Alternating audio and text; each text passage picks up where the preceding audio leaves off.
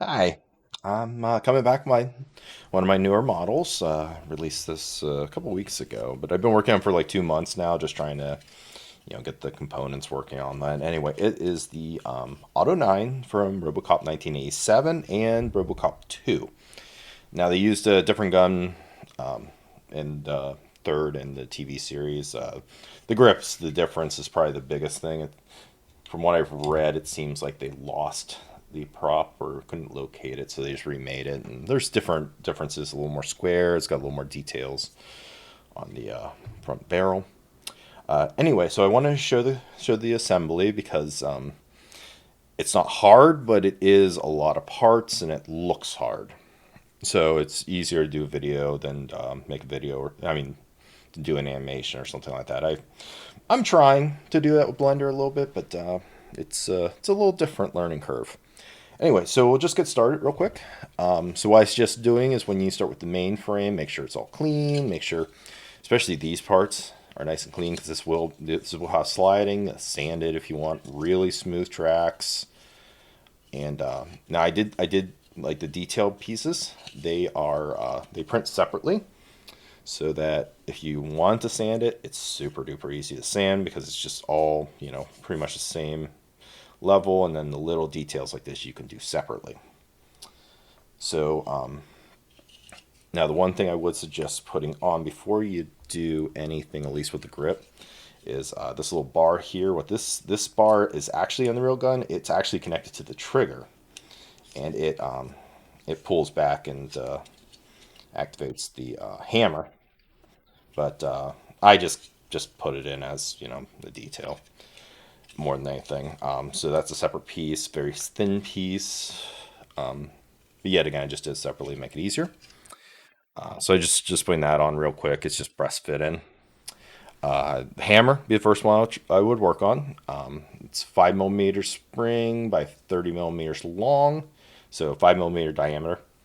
I do have all this listed on the page, so if you need to reference it, you don't have to pause the video or something. I'm just mentioning it on the fly.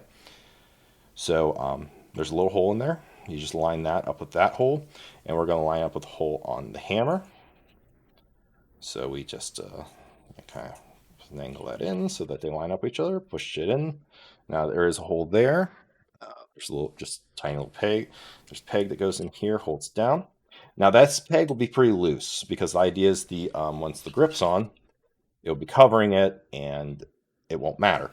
But the idea is then you can pull this off later if you want to pull it off later. I try to design the gun so that it breaks down easily. If anything breaks or you need to replace any parts, it's doable. So we got the hammer on. Now we do the trigger. Trigger, you can put the trigger through the bottom, like it will work that, but getting the spring through there is not easy. So I put a hole in the top of here that you can drop it in too. So you just line up the hole in the side here. You see that it goes through there, and there's a little peg. That's how you remove it. You just push like a hex key or just something in there and push the peg out. Now the peg itself, it's got a little narrow portion there. That's the portion that goes in, and then this is the decorative side, that little indicator on it or something. I'm not sure. It's on the real gun, so like the real Beretta. So I just included it and just pushed that in. Should be pretty friction fit, and then it just stays in by itself. All right. So now the cover, I just preset the screw in. Just use a little like what M3, or no, I'm sorry, not an M3. It uses hmm, yeah, I'm sorry, an M3 by 4 millimeter cover. So you see that there is the hole there for the trigger spring, and then there's a hole there for the other side of the spring. This uses the 6 millimeter, so it uses a little thicker spring, just because I could get away with it. I tried thicker spring on this one, but it went kind of wonky when I was trying to move through the range of movement. While this one worked out pretty well. So that was all okay. So just make sure the hole's in line and push this in. Hold it down. Screw it in. Now I've taken this apart a lot, so some of these are going to look a lot easier than they really are on the new one. Because on the new one, you're digging the thread in, so don't worry if it takes a little bit of resistance, but you will feel the stop. So now trigger works, hammer works. Make sure you don't do that too much because the peg will come out by design. um, so once we get to that, now we can just do the magazine release. I mean, you can do the little detail bits if you want. Um, the some of them do go behind the grip, so it might be better if you do them now. But I'm not going to worry about that because they're pretty straightforward to put on. So now this is the magazine release. This one uses the 5 millimeter diameter by 30 millimeter long screw. I mean spring. And now this is just a printing error because I made the wall a little too thin, but it doesn't matter. It doesn't affect the part at all. So don't worry about it if it looks like that. It does not hurt anything because that just will be against this wall and you won't even notice it. The important part of this and why I have a kind of weird orientation on the plate is this part here. Because this little notch here aligns with the notch on the magazine. That's how it is on the real one where it kind of just slides. Oh, sorry, it slides in and then it latches into that notch. And then when you push the spring, it releases that so that this can slide. Now it's not perfect because real metal, you can get a lot thinner and be a lot stronger, but it's close enough that it will work. At least it will hold it in. You might have it might you can move it through the range of motion to get a little smoother, but it will hold it until you push the button and it will slide out with if you pull it. So now there is a little inset and it's kind of hard to see because I did black, but yeah, it's in there. So just make sure this is nice and smooth. Make sure you clean your parts. Test the part fitment before you do this too much. Make sure this moves without issue. If you need to cut anything off, cut it off. Because this you want to do smooth. You can even put a little grease in there if you want it to be really smooth. But as you can see, so just make sure it moves and the spring's fully held in there, so you won't have any issues with the spring falling out. Um, but yeah, I mean, you can put like this on. Mine are a little looser because that's another thing that I didn't get exactly right when I did mine, but I did correct it on the revert vision model. I'm probably just gonna glue these in on mine. But anyway, so the grip will cover both the hammer and it will grip the spring. So you see I'm holding this down. I'm not letting it go because it will go flying. This holds it down. So just align that there. And now the grip is in there.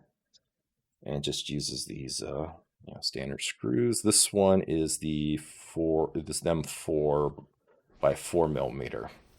Now make sure when you I got too small bit. Now when you're putting it in, make sure it doesn't require a lot to hold these in because it is connected in 4 places, so it's pretty narrow in that this is only 2 millimeter and the wall on this is only 2 millimeters. So do not go over. Like don't crank it hard enough that it will pop on the other side because these are through holes. It was just easier to make them through for printing reasons. Like the idea is that you don't want it sticking out and interfering with the magazine. Now, as long as you stop at the normal part, you should be fine. Um, but I'm just warning so people don't go like hog wild and over tighten these into it. These are plastic threaded, so they are not the most. They are, they're not the most robust threads. Basically, you're just digging your own thread with this. Um, so you see, I'm just going until it stops, and then I am fine. There we go. So magazine. This piece I did lie in my description. This piece will need glued on. I didn't really make a way to get it on, so oversight. Anyway, so magazine just slides in.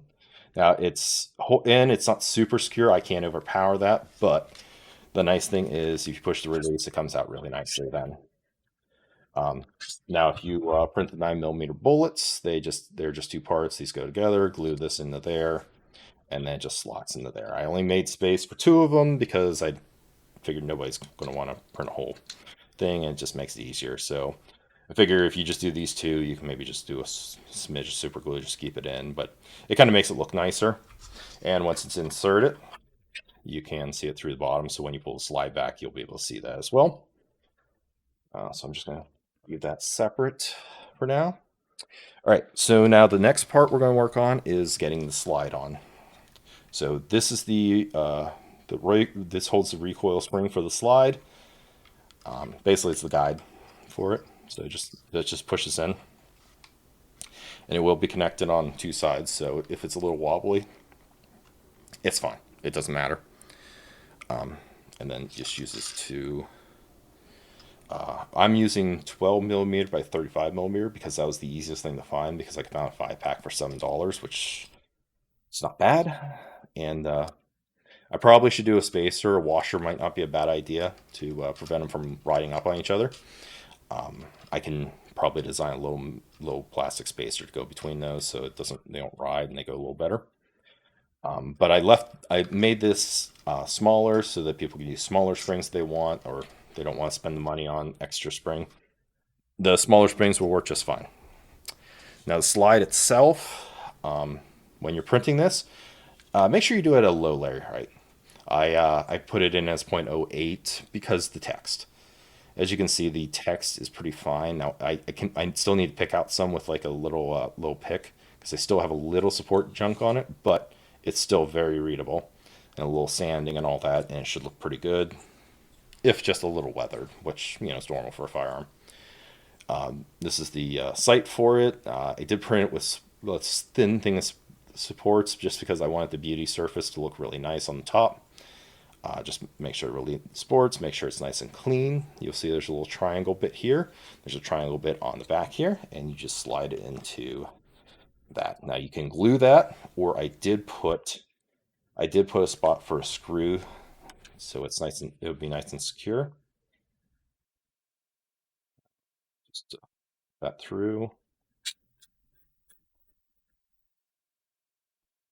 and that's pretty much all you have to connect to the slide. Oh yeah, well speaking about this, the text I kind of did it as more flavor. Like on the real one, it has the regular Beretta stuff, but I kind of put like any universe flavor, like OCP on this side. I put Omni's Consumer Products, Detroit, just for flavor text to make it a little nicer, and also the logo on here. That's not on the real gun either. It's just completely blank, but I gave it as an option. They're both in the files, so you can choose which one you want. Anyway, so there is. You can see there's a rail there, and you can see the rails there. So you just align this up so that it makes contact with that rail there. And now the recoil guide, it's going to be the one you get through. Oh yeah, I'm sorry. There's a little like bushing or something in here. I did these in a silver PLA that's pretty slick and smooth. And the idea is that they'll move against each other a lot smoother than regular PLA will with layer lines. And it's just an insert, so you can print that whatever you want. If you want to do a separate, if you want to do the same color, doesn't matter. But you will need it to insert it into here. Okay. So as long as that's nice, and now this can get a little crooked, so that's why I make sure it slides in.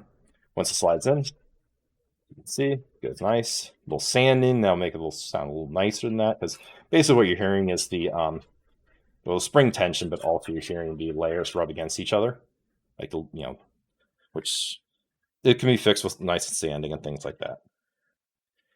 Next part, the barrel surround or whatever, will hold the slide in. I did not design it so that this can be just used as a separate thing. The slide doesn't stay on by itself, basically, because I didn't view it as being necessary. So this holds it on. Now on my version, mine's a little tight, so I can't just get this out very easily, so I'm just leaving it in. Yet again, I enlarged it because this was my third prototype, and I feel like printing a fourth prototype is an easy up that tolerance, and you're good to go. So the parts that are in here is the front barrel, then the barrel joiner. So basically, you put the barrel joiner onto the front barrel, you slide it in, and the end pops out of there. As you can see, it pops out of there. So the idea is then This just goes into here, and the barrel joint. Oh, I'm sorry, I skipped the step. The rear barrel. Um, I completely missed. Okay. Anyway, so back to it. Once you get the slide on, you move to the barrel. So this is the barrel base. Barrel base goes into.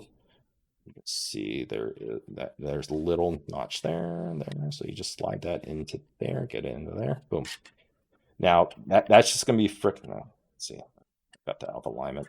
That's just held out. That's just friction in there, and then the barrel has a little keying there that slides it in. Depending on the PLA you use, it might be a little more rigid. But anyway, so that's how it's going to look. But if you pull a slide and release it now, the barrel will go flying forward. Getting this coming off because this holds it in place. So once I get there, you can see that little joiner pushes in and then holds everything into place. You can see.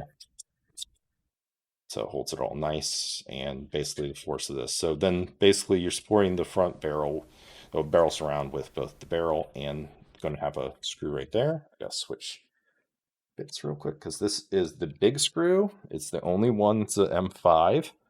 Basically because I want the largest screw you can get, and the real version looks pretty close to this. I basically did, I based this on film use props.